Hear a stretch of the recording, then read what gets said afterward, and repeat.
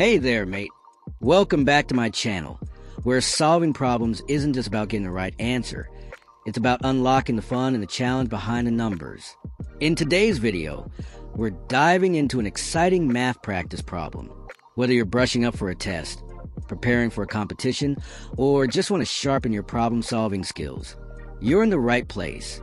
I'll break down the problem step by step, show you some handy tricks, and most importantly, help you build the confidence to tackle any math challenge that comes your way. So, grab your notebook, your calculator, and let's solve these puzzles together. Let's get on. We have a word problem here stated that a circular table is pushed into a corner of a rectangular room so that it touches both walls. A point on the edge of the table between the 2 points of contact is 2 inches from one wall and 9 inches from the other wall. What is the radius of the table? To start solving this problem, let us break down the given information. There are shapes mentioned in this problem, which are a rectangle and a circle that we may translate into geometrical equations later on. With this kind of problem, the best approach is to draw illustrations to be able to make a solvable equation. Let's try it. In this illustration, a circle is leaning on 2 edges near the upper left corner of a rectangle, which is a given situation in the problem. Next, it mentioned a point lying in between the contact points of the circle and the rectangle. However, it is not particular to which portion of the circular table should we put the given point. So, it will depend on how you will apply this condition, but we will do 2 different point locations to see if we could get the same answer with different analysis. The red dots show the contact points of the circular table to the edge of the rectangle. In geometry, the sides of a rectangle that touches the inscribed circle are tangent to the circle, and its radii are perpendicular to the tangent line at the point of tangency. With this scenario, the circle is now divided into 2 sections. This smaller portion is called the minor arc, and the larger portion is called the major arc. As mentioned before, the point in between the contact points of the circle is not specific to where we should place it. So let us try analyze and create illustration for both approaches. Let the left illustration be the minor arc and the right to be the major arc approach. The further specific is that the distance of the point is 2 inches from one wall and 9 inches from the other wall. Let us plot this detail to both of the illustration for a better picture.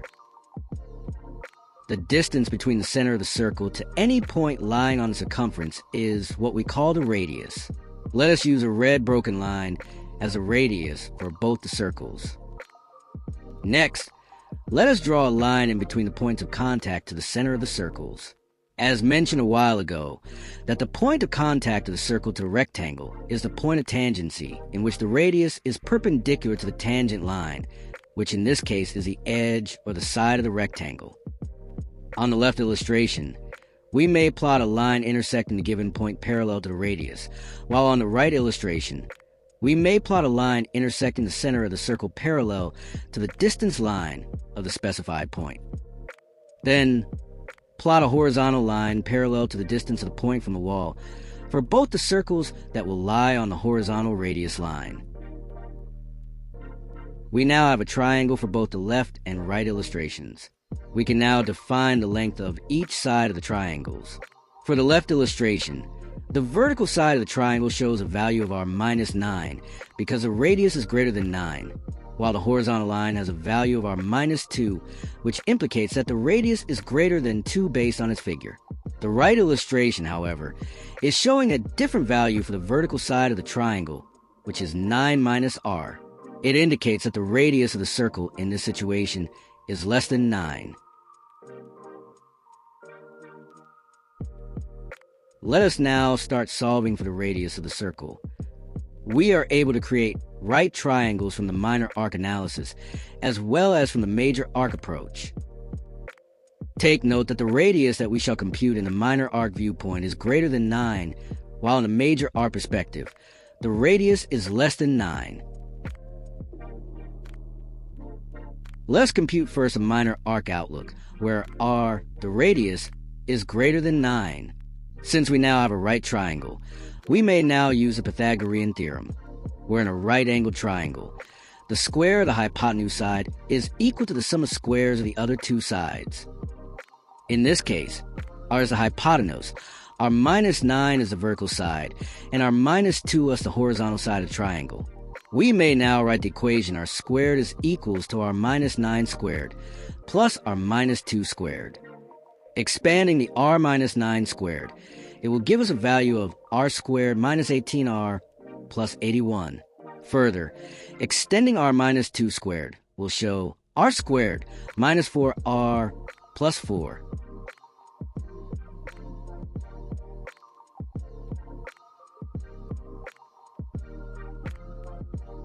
To simplify the equation, let's combine all similar variables.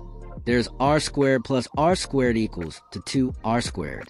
Then there is negative 18r plus negative 4r that will result to minus 22r. Lastly, the constants, 81 plus 4 is equals to 85. If we transpose the r squared to the right side of the equation, it will give us a negative r squared value, which we may now subtract with 2r squared. So, the final equation that we have now is r squared minus 22r plus 85. We now have formulated a quadratic equation.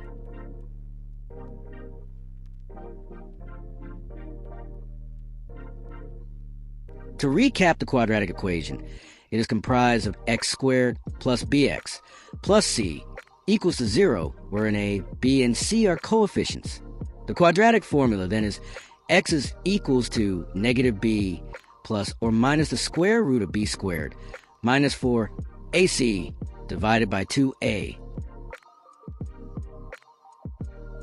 Writing down our quadratic equation, r squared minus 22r plus 85 equals to 0, where a is equals to 1 while b is equals to negative 22 and c is equals to 85.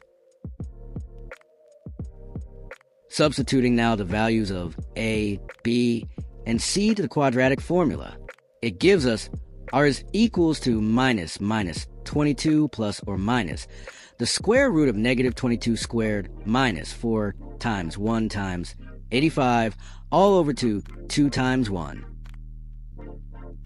A negative sign multiplied to a negative value will give us a positive number.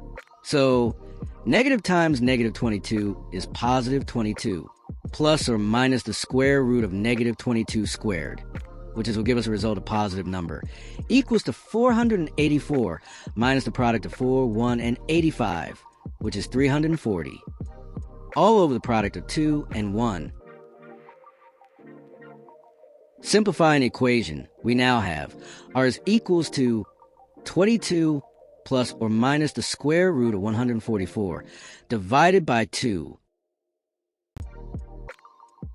The square root of 144 is 12, then we may write the equation to 22 plus or minus 12 divided by 2. Dividing the equation by 2 will give us 11 plus or minus 6. Since we have a range value caused by the plus or minus operation, we can now compute for two different values of r. So, for the plus sign, we have r is equals to 11 plus 6, which gives us 17. On the other hand, the minus sign will give us r is equals to 11 minus 6, which is 5. Thus, the values of the radius we have computed when plotting the point on the minor arc are 17 inches and 5 inches.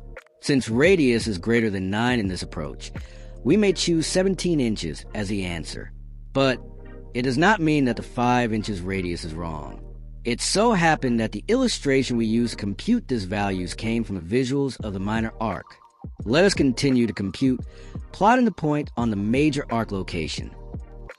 Remember the triangle we generated from plotting the point on the major arc side of the circle, which gives us a hypotenuse r, horizontal line of r minus 2, and a vertical line of 9 minus r.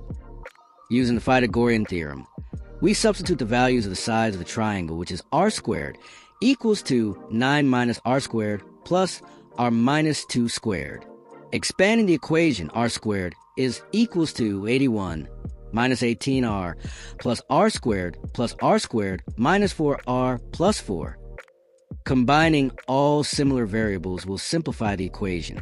So 81 plus 4 is 85, minus, since adding negative numbers is always a negative, 18r plus 4r is 22r, plus r squared, which is 2r squared.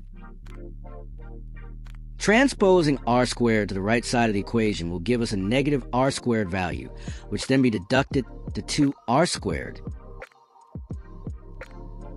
Hence, the final equation that we have is 0 equals to 85 minus 22r plus r squared. We can rewrite this equation to r squared minus 22r plus 85 is equals to 0. This is the same equation that we generated from the minor arc perspective.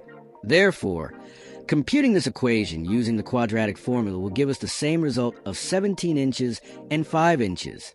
But remember, this major arc approach has a radius of less than 9. Thus, the answer will be 5 inches.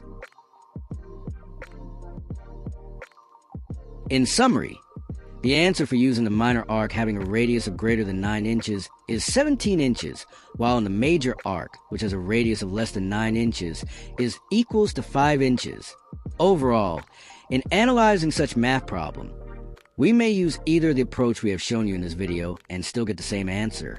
If you are happen to take an exam and a multiple choice is included in the question, you might want to choose the best answer. You may encounter this in your exam as different examiners use different perspective on the problem. Thank you for watching. I hope you liked this video and get to learn how to analyze such math word problem. If there will be any questions, comments, or requests to solve similar math problems, comment down below. And please, don't forget to hit the subscribe, like, and bell button to follow for more exciting math problem solving videos. See you on my next content.